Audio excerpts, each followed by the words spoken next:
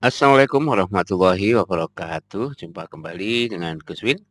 Kali ini kita akan bahas materi akuntansi perusahaan dagang, khususnya pada topik tentang penyelesaian kertas kerja.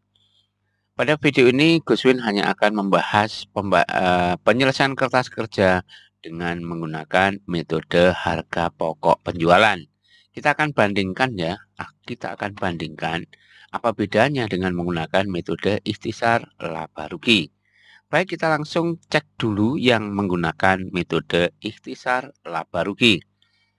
Pada saat kita menyelesaikan kertas kerja dengan menggunakan metode ikhtisar laba rugi, maka terlebih dahulu seperti biasa kita harus membuat jurnal penyesuaian. Jadi di sini misalnya ada contoh 6 ya, 6 jurnal penyesuaian. Kita akan buat jurnal penyesuaiannya ya. Kemudian kita bukukan satu persatu semuanya. Nanti jumlah di kolom penyesuaian harus balance, harus imbang. Nah, untuk kali ini Gus Win tidak membahas tentang jurnal penyesuaian di metode ikhtisar laba rugi. Oleh sebab itu, video ini saya akan percepat saja. Lebih seperti ini hasil akhir setelah dibuatkan jurnal penyesuaian. Jumlah setiap kolom dalam kertas kerja ini harus imbang ya. Penyesuaian sudah balance di sini, kemudian neraca saldo setelah disesuaikan sudah imbang juga.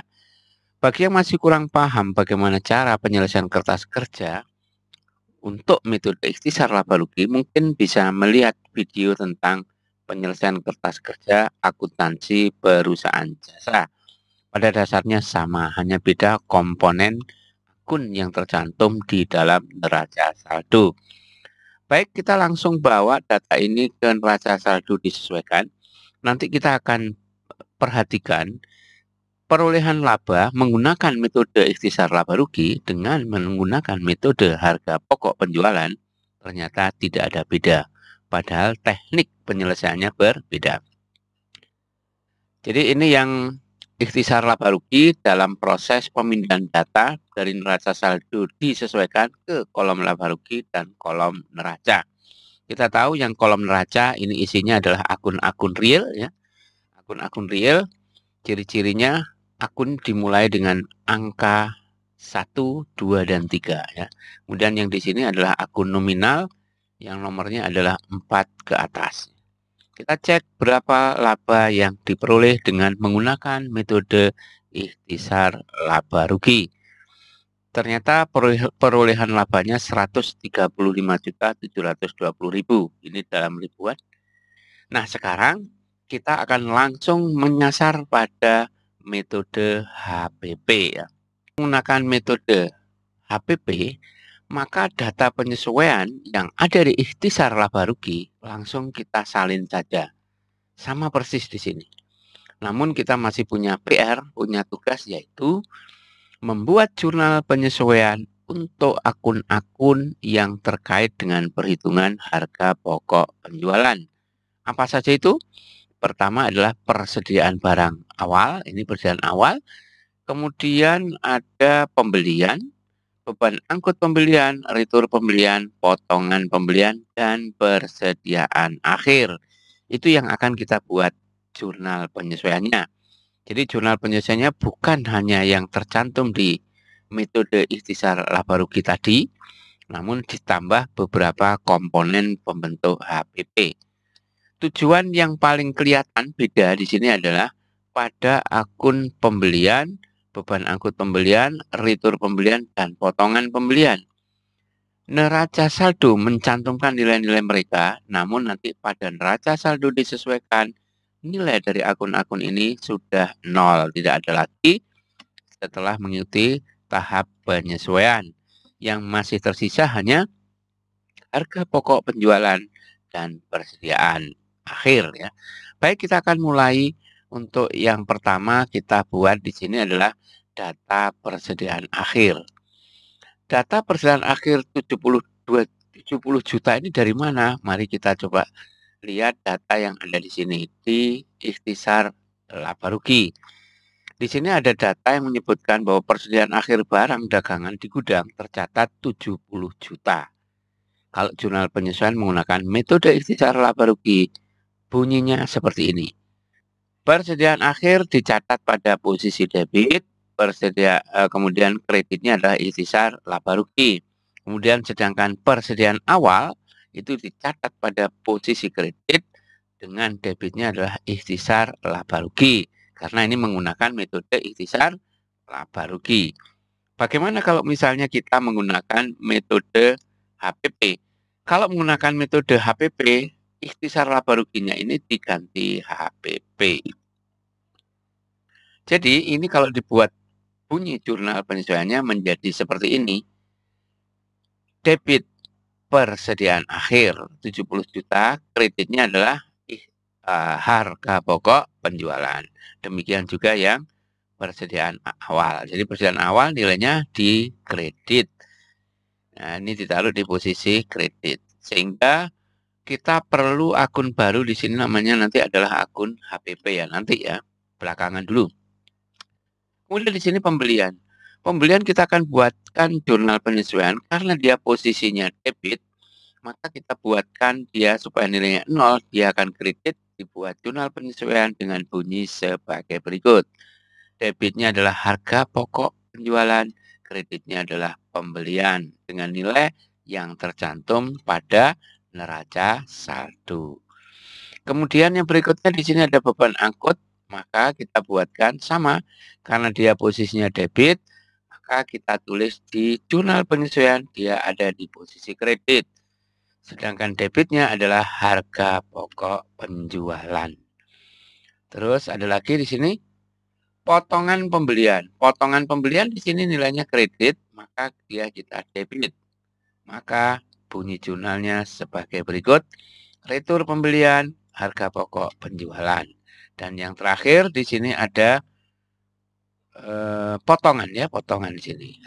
Ini, maka bunyi jurnalnya sebagai berikut. Nah, begitu selesai, dari seluruh rangkaian jurnal penyesuaian ini semuanya berpasangan dengan harga pokok penjualan. Maka kita akan tuliskan akun harga pokok penjualan di sini dengan masing-masing nilainya, debit nilainya sekian, kredit nilainya sekian. Sehingga ketika dijumlah, jumlahnya menjadi balance. Apakah jumlah ini sama dengan yang di ikhtisar laba rugi? Mari kita tengok kembali. Pada ikhtisar laba rugi, jumlahnya tercatat di sini 154 juta. Ya, jumlah untuk penyesuaian. Sedangkan untuk neraca saldo disesuaikan 468.700. Bagaimana dengan metode HPP? Metode HPP jumlahnya beda dengan di ikhtisar laba rugi. Ya, sudah kelihatannya beda, namun jangan khawatir nanti hasil akhirnya seperti apa.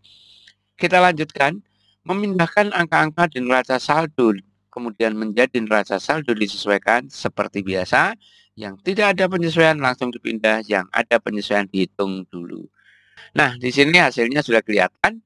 Jumlahnya ternyata meskipun pada kolom penyesuaian jumlahnya tidak sama dengan metode ikhtisar laba rugi, namun pada neraca saldo disesuaikan jumlahnya ternyata sama. Kita tengok kembali 468.700 ya. 468.700 kita lihat di sini sama 468.700. Padahal di sini metodenya berbeda ya. Ini metode ikhtisar laba rugi. Yang beda hanya pada kolom penyesuaian. Sekarang kita lanjutkan tentang penghitungan laba ruginya. Seperti biasa, laba rugi kita hitung dengan memindahkan angka-angka pada neraca saldo disesuaikan sesuai posisi. Ada yang dipindahkan ke kolom laba rugi untuk akun nominal dan ada yang dipindahkan ke kolom neraca untuk akun real. Nah, sekarang kita lihat bahwa jumlah laba ya, nilai laba ternyata kalau kita perhatikan sama persis ya, sama persis. Di sini labanya adalah 135.720.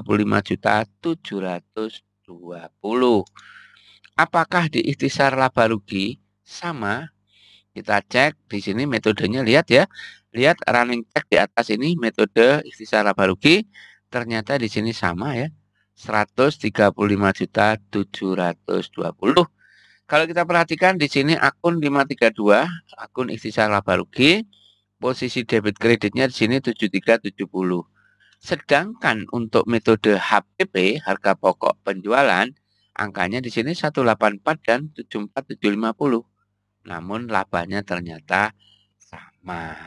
Jadi mau pakai metode yang mana terserah ya, kita mau pakai ikhtisar laba rugi bisa, pakai metode HPP bisa, hasil akhirnya sama.